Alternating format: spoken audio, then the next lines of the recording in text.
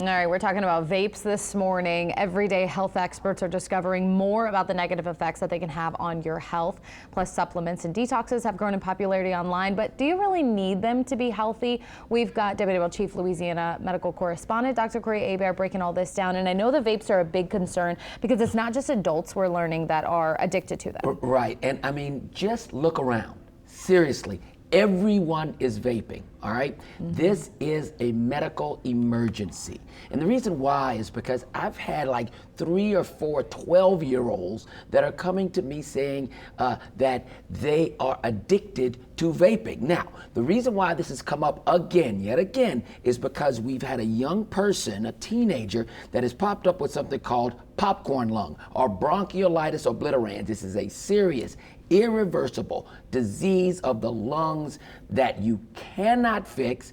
It causes wheezing, coughing, fatigue, and breathlessness. You will have to get a lung transplant if you actually get this disease. Now, it's called popcorn lung because it was seen in the 2000s at a factory that made popcorn, but the popcorn that we put, the ingredient that we put on the popcorn to make it flavorful is called diacetyl, and they would inhale this, and that would actually cause them to have this popcorn lung. Now, the big issue now, though, is that this diacetyl is not outlawed in the United States. It's outlawed in the UK. It's outlawed all over Europe, but it's not outlawed for vapes in the United States because really nothing is outlawed. You can get formaldehyde, you can get all types of things, and so everybody is doing this. Now, I'm gonna throw one more thing at you, especially when it comes to teenagers and young adults.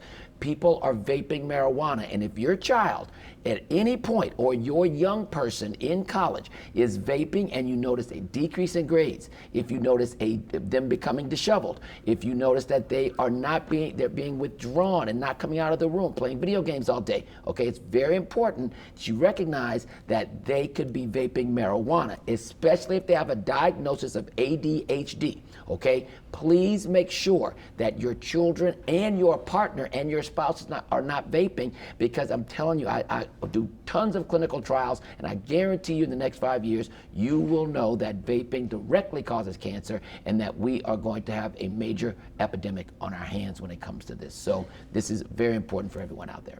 I mean, yeah, just look at the FDA with food dyes that have been banned in all these other countries, and we're just now catching up. So vapes is a big one. Exactly. We've short on time, but I know you want to get to the supplements. Yeah, I will. I'll talk about the supplements next week, but I do want to give you something from a feel-good thing, all right, from the Journal of Creative Behavior. If you find yourself misplacing things, all right, like keys, wallets, and phones, then what does that mean? That means that you have a higher level of creative thought, you have a rich internal thought process, and it means that you're probably smarter than the people you're surrounding yourself with. So, bad news at first, good news now. If you lose your keys all the time, it'll be all right. So it has nothing to do with me having little kids and not sleeping. It's because I'm a creative genius. Now, you already knew that. I mean, we already knew that. All right. Thank you, Dr. Hebert. We appreciate you. If you missed part of this talk or you'd like to go back over it, maybe show your kids the vaping part, probably a good idea. You can find all of this on our top health stories on our website.